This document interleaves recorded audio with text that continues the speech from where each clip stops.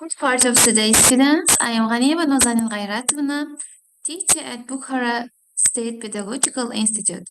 Today I would like to inform you about short stories and their structure. Welcome to the demo lesson which is held by Nozanin G. Now, I would like you to introduce with the outline of the lesson. First one, you should demonstrate your role playings, which are A Cup of Tea, The Little Girl, and The Bliss, which are written by Catherine Mansfield. Second, warm-up activity, true-false activity. And the third one, introduction to the topic. Next one, matching activity. The fifth one, story chain. And the last one, exit ticket.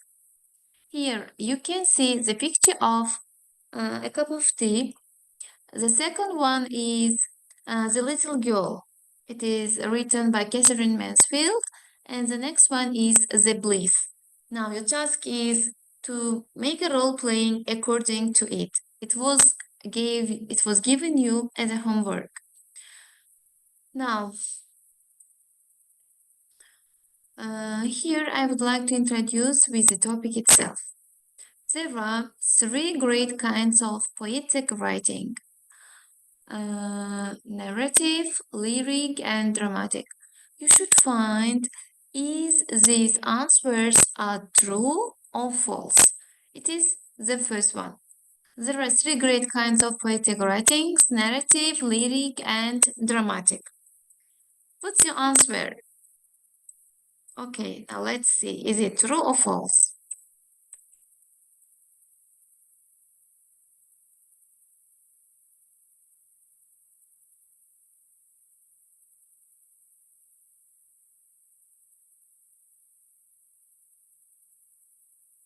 No, this is true. Next one. Epic, ballad, monologue, tale, metrical, romance are included in the lyric poetry. Is it true or false? It is false. Next one. Key points about lyric poetry include emotional depth, first-person perspective, and musicality. Is it true or false? Yes, it's true. Next one. A novel structure is a means of giving clear definition of the beginning, the middle, and the end of the story. Is it true or false? It is true, of course. There are four types of novel structures. Is it true or false? It is false because there are three main types of poetic writing. Next, in most cases, the story begins with the main character showing signs of unhappiness, impatience, or anger in their present condition. It is true. Next one, mirror structure. This technique requires you to segment your book into acts. Also, you can, if you so desire. It is false. Yes, you are right. Well done. Thank you for your participation to this activity, which is called true and false. Now, I would like you to inform about the elements of a story.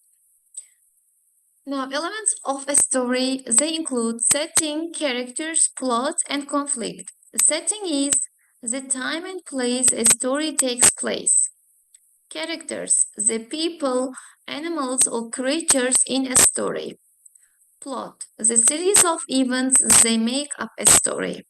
Conflict, a problem or struggle between two people, things, or ideas. Now, what setting? The setting describes where and when the story takes place. It helps build background and create mental images in the mind. It helps set the tone or mood of the story. Details can describe time of day, time of year, time in history, scenery, weather, and location. Now, here you should, in your words, in your own words, write a detailed description of the setting in your picture. Include many adjectives and don't forget to include descriptions for each of the 5 senses. See, hear, feel, smell, and taste. And in your extension part, draw your oven setting and then write about it. And then your teacher will give you a magazine to look through. Find a picture that could be setting for a story. Now, every story needs characters. Characters may be people, characters may be animals or creatures. The protagonist is a good guy, is a good person, is the main character of the story. The antagonist is the bad guy or force. You can see them from this example. Now, what's characterization? Characterization is a way in which an author shows the personality of a character. Characterization is a technique writers use to make characters come to life. Now, I want you to give brief information about the structure of a story. There are 5 structures of a story. The first one is exposition. Background information establishes the setting and describes the situation. Rising action. Characters face or try to solve a problem. This results in conflicts within themselves or with others. Climax. Eventually, the story reaches a crucial moment. The tension that is building reaches a peak. Now, the fourth one is falling action. Sometimes call it the denouement. This part of the story explores the consequences of the climax. The tension in the story begins to ease. And the fifth one is resolution. The story's central problem is finally solved, leaving the reader with a sense of completion.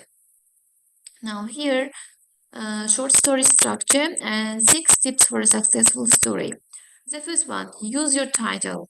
In this case, you should begin to frame your story, themes, and characters, premise or scenario. You should be concise. Keep descriptions concise and focus on delivering crisp, sharp snapshots. Use dialogue.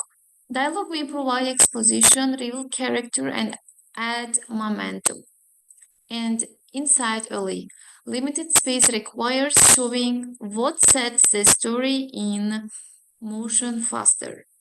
Intro quickly. Introduce main characters in your story sooner to establish their who. Craft endings. What succinct ending will sum up themes or deliver a surprising gut punch. Now, here's the story mountain example. You can see it with a Little Red Riding Hood. Now, your turn is you should think of a character from a book or movie or TV. In this case, who is the character? From what story? What does he or she want? What does he or she need? What is his or her motivation? What does he or she do to get what they need? And how does the character change during the movie? You can see it from this one. Now, in this case, you should do some fuzzy matching questions, and I will distribute some papers to do the matching. In this story chain, you should begin a story with a sentence, and another student should add another sentence in order to make it clear for everyone. You should make up a story.